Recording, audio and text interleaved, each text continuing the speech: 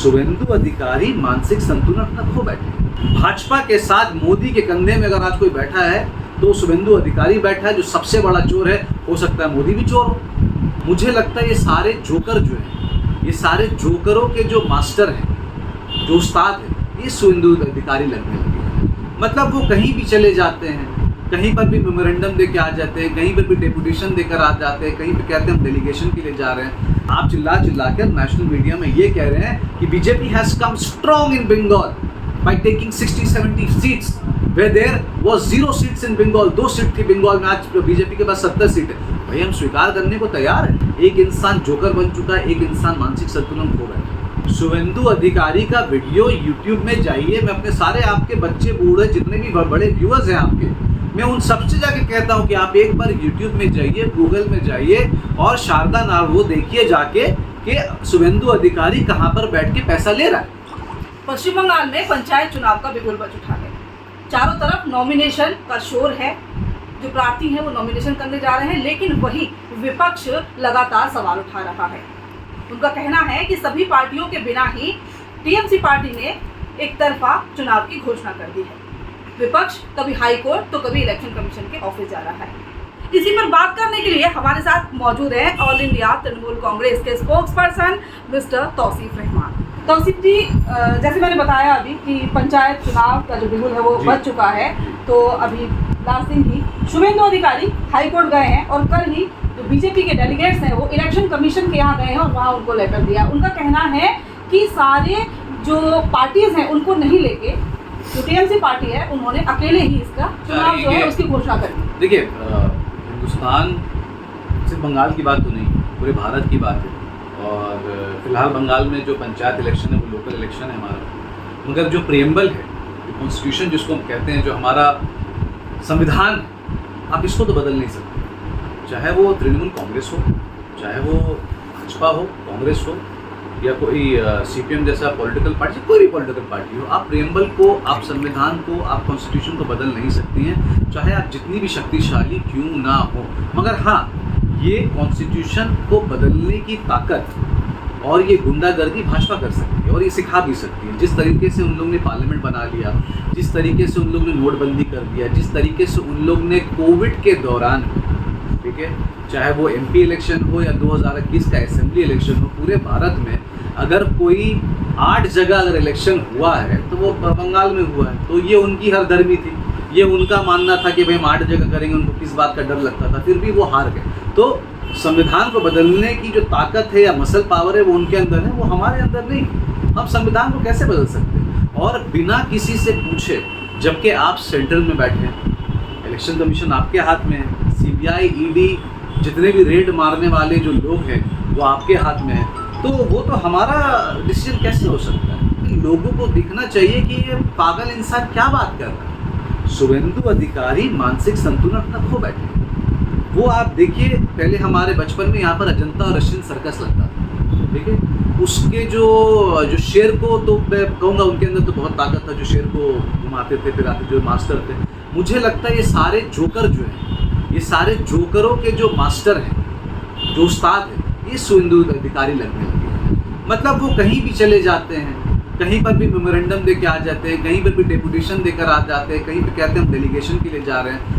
देखिए, कोई सेंस नहीं बन रहा है। आप चुनाव के ऊपर कोई नहीं हो सकता, कोई भी नहीं हो सकता। आप चिल्ला नहीं, देखिए आप चिल्ला कर नेशनल मीडिया में ये कह रहे हैं कि BJP has come strong in Bengal by taking 60-70 seats where there was 0 seats in Bengal. 2 seat थी बंगाल में, आज बीजेपी के पास 70 सीट है। भाई हम स्वीकार करने को तैयार है। उनका ये भी कहना है कि टीएमसी कैंडिडेट्स नहीं दे पा रहा है। पंचायत के दिलीप घोष ने कल ही कहा है ये चीज, टीएमसी दे नहीं पा रहे हैं, कैंडिडेट्स नहीं दे पा रहे। देखिए, वो रिटायरमेंट के स्तर में सीनियर हैं और वो रिटायरमेंट की तरफ जा रहे हैं। उनको आप राजरहाट में डेली देख लीजिएगा, हाफ पैंट पहन के घूम रहे हैं, ठीक है, एक बनियान पहन लेते हैं, हाफ पैंट पहन के घूम रहे हैं और उनको एक्सरसाइज की ज़रूरत है।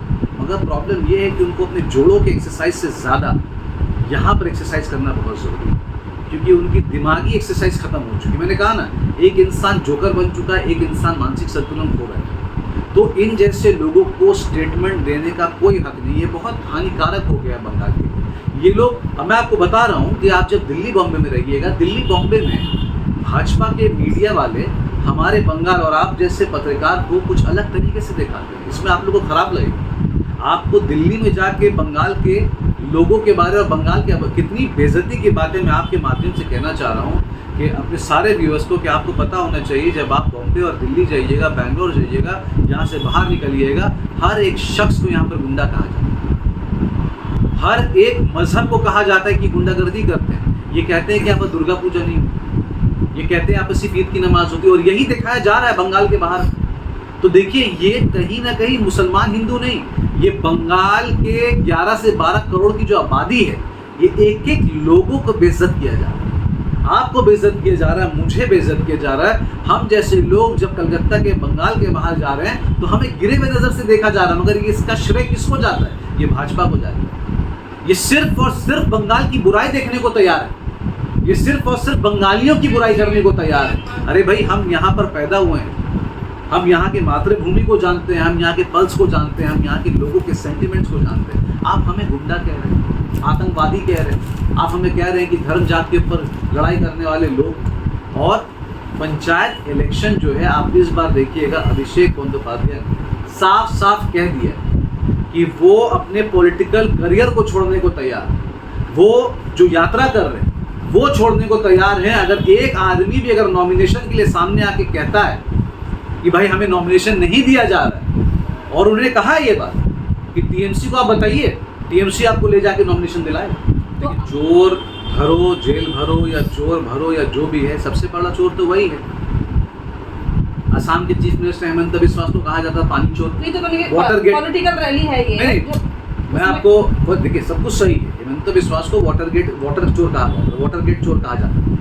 बीजेपी उन्होंने ज्वाइन कर लिया, वॉशिंग मशीन में भूल गए हो। शुभेंदु अधिकारी का वीडियो यूट्यूब में जाइए, मैं अपने सारे आपके बच्चे बूढ़े जितने भी बड़े व्यूअर्स हैं आपके, मैं उन सबसे जाके कहता हूं कि आप एक बार यूट्यूब में जाइए, गूगल में जाइए और शारदा नार वो देखिए जाके कि शुभेंदु अधिकारी कहाँ पर बैठ के पैसा ले रहा है। उसके बाद आप बताइए कि किसको चोर धरना चाहिए, किसको जेल भरना चाहिए। भाई हमारे साथ तो हो ही रहा है, हमारे लोगों को तो धरपकड़ हो ही रहा है। अब तो ऐसा हो गया है कि घर की औरतों को भी ईडी बुलाने लग गया है। अब तो ऐसा हो गया, अभिषेक बंदोपाध्याय के वाइफ को बुलाया गया ईडी इंक्वायरी पे, मगर शुभेंदु अधिकारी को नहीं बुलाया जा रहा। क्यों? क्योंकि वो भाजपा के साथ। देखिए, ये बात बिल्कुल स्पष्ट हो गया है कि चोर हमारे साथ है। भाजपा के साथ मोदी के कंधे में अगर आज कोई बैठा है तो शुभेंदु अधिकारी बैठा है, जो सबसे बड़ा चोर है। हो सकता है मोदी भी चोर हो सकता है मोदी भी चोरी कर रहे होंगे, तभी तो एक चोर को लेके वो साथ में बैठे हैं। वरना why will you involve any such people who are involve in such corruption? ठीक है, मैं चोर हूँ, मुझे ले जाएगी ना आप एक चोर से इंटरव्यू तो नहीं लेंगे कल से आप। अभिषेक बंदोपाध्याय ने साफ साफ मना कर दिया है कि हमें वॉशिंग मशीन धरना की जरूरत नहीं। We don't want to make such washing machine comments and system like what BJP has done. हमें बीजेपी की तरह वॉशिंग मशीन नहीं चलाना है। जो चोर जहां है उसको वहीं बैठने दो। अगर आप अब ये पूछेंगी मुझसे, आप क्या पूछेंगे, मैं आप ये बायरन विश्वास कैसे आ गया आपके साथ? आप इसी में जाती पहले कि कांग्रेस के एक लौता एमएलए बेचारा वो जीता, तो वो आके अभिषेक बनर्जी से बात करने लगे। उनको सफोकेशन हो रही थी कांग्रेस के खेमे। कांग्रेस का ले सकते हैं, बीजेपी का नहीं, उनको सफोकेशन हो रही थी जी। वो कह रहे थे कि भाई अधीर से हमारा कुछ नहीं बन रहा। ये लोग तो डर के आना चाहते हैं, भाजपा वाले हमारे पास डर के, हम चोर को नहीं रहना चाहते हैं। बायरन विश्वास एक ऐसा एमएलए है जो वाकई में हमने हार माना कि हाँ भाई वहां पे बायरन विश्वास कांग्रेस के एक एमएलए टीएमसी को हरा कर आए, ये तारीफ काबिल, ये बोलनी चाहिए बात कि हाँ भाई टीएमसी वहां से हार गया। उसके बाद वो अपने खेमे में खुश नहीं थे, उनको बहुत सारी दिक्कतें हो रही थी, काम करने का जज्बा था। इसी के कारण वो अभिषेक बनर्जी की रैली देखते हुए अभिषेक बनर्जी के हाथ पकड़ कर आ गए। मगर देखिए, सुप्रीमो की बात हमें माननी पड़ेगी। जो लोग इंडिपेंडेंट जीत कर आए थे उनको भी लेने से मना कर दिया गया, और बीजेपी वाले उतावले हो रहे हैं कि टीएमसी के खेमे में कब आए, बीजेपी जीरो हो जाएगा। शुभेंदु बाबू जो दिसंबर की कह रहे थे, मैं आपको कह रहा हूं कि 2 मिनट लगेगा शुभेंदु बाबू की सब आप जीरो हो जाएंगे। आपके एमपी भी यहां पर आने को तैयार है, आपके टीएमसी आपके बीजेपी के एमएलए भी यहां पर आने को तैयार है। तो ये बात बोलकर कोई फायदा नहीं है। संविधान के हिसाब से पंचायत बिल्कुल सटीक तरीके से चलेगी। और रही बात आपसी का मतभेद, देखिए एक जब गांव ग्राम में आप रहते हैं ना, ठीक है, तो पार्टी से बढ़कर आपसी मुद्दे ज़्यादा हो, जिसमें से लड़ाई होती है, चाहे वो भाजपा या टीएमसी हो, चाहे टीएमसी सीपीएम, उसमें लड़ाई होती है। मगर इसमें कोई टीएमसी का कार्यकर्ता आपको ये आके नहीं बोलेगा हमने मार दिया, बीजेपी कहते हैं हमने मार दिया। अरे भाई, जब आप ये कह रहे हैं कि आप विश्व के सबसे ताकतवर पॉलिटिकल पार्टी हैं, बंगाल में आपको 2 मिनट लगेगा टीएमसी को हटाने, फिर आप डर क्यों रहे हैं? बंगाल के लोगों के साथ शांतनु ठाकुर को लेकर जो धोखा हुआ है, मुझे लगता है ये सबसे बड़ा अपराध है। क्योंकि मैं अपना स्पोक्स पर्सन या टीएमसी या पॉलिटिकल करियर छोड़ने को तैयार हूँ। आपके लाइव इंटरव्यू में मैं कह रहा हूँ, मैं आपको दावा दे रहा हूँ कि बंगाल में मुझे एक ऐसा प्रोग्राम दिखा दीजिएगा जो शांतनु ठाकुर ने किया हो। 2019 से ये लड़का जीता हुआ है, एक भी प्रोग्राम अगर ये किया हो बीजेपी को लेकर, या उसने अगर नरेंद्र मोदी को ले आया हो, या नरेंद्र मोदी ने बंगाल के लोगों के लिए कुछ भी डिक्लेयर किया हो, कोई भी स्कीम दिया हो, तो मैं आज अपने पॉलिटिकल करियर को छोड़ने को तैयार। मैं आपको ये दावे के साथ डिटेल में कह रहा हूँ। रही बात उसके लैंग्वेज की, तो जिस तरीके से वो बात कर रहा है अभिषेक बनर्जी के लिए, हाँ सही बात है, वो भी एमपी है। आज अभिषेक बनर्जी की लोकप्रियता क्यों है? उसकी क्यों नहीं? अगर आज मैं एमपी बन जाता हूँ, मेरी लोकप्रियता ज़्यादा होगी, उससे तो ज़्यादा ही होगी। मगर अभिषेक बनर्जी खट रहे हैं, काम कर रहे हैं, रास्ते में उतरे हैं, लोगों की बात सुन रहे हैं। क्या तुमने बंगाल के लोगों से बात सुना, उनके तकलीफ़ को सुना? मैं आप लोग से गुजारिश करना चाहता हूँ कि सारे पोर्टल वाले, सारे न्यूज़ चैनल वाले एक बार बंगाल के लोगों से जाके बात करें और ये पूछे कि क्या बंगाल का जो रास्ता है, बनगांव का जो रास्ता है, क्या वो नरेंद्र मोदी ने बनाया? क्या वहाँ के औरतों को जो स्कीम मिला है, क्या वो नरेंद्र मोदी ने भेजा? क्या वहाँ पर विद्युत जो गया है, इलेक्ट्रिसिटी जो पहुँचा है, क्या वो नरेंद्र मोदी ने भेजा? क्या बंगाल के मेरे प्यारे लोगों ने जब बीजेपी को वोट दिया तो क्या वो ये स्कीम से महरूम रह गए? क्या उनको ये स्कीम नहीं दिया गया कि बंगाल के सारे लोगों को स्कीम दिया गया? दिया गया। आप चाहे वोट दीजिए या नहीं दीजिए, टीएमसी के लिए सारा बंगाल है, टीएमसी के लोगों के लिए सारा बंगाल। कहीं ऐसा तो नहीं उनको ये डर है कि अगर अभिषेक बनर्जी वापस यहाँ पे ठाकुरबाड़ी में कर रहे हैं, आ रहे हैं वापस, तो उनके साथ जाहिर सी बात है, जाहिर सी बात है, यही बात का तो डर है। और शांतनु ठाकुर जैसे छोटे मोटे नेता जो मोदी के टुकड़ों में खुद पल रहे हैं, वो तो मोदी के टुकड़ों में खुद पल रहे हैं। 2019 में तो एमपी बने, उसके पहले बंगाल की राजनीति शांतनु ठाकुर कहाँ जाती थी? नहीं जानती थी। कोई भी मुझे हाथ उठा के कह दे कि शांतनु ठाकुर को जानता है, तो ऐसे लैंग्वेज यूज़ करना।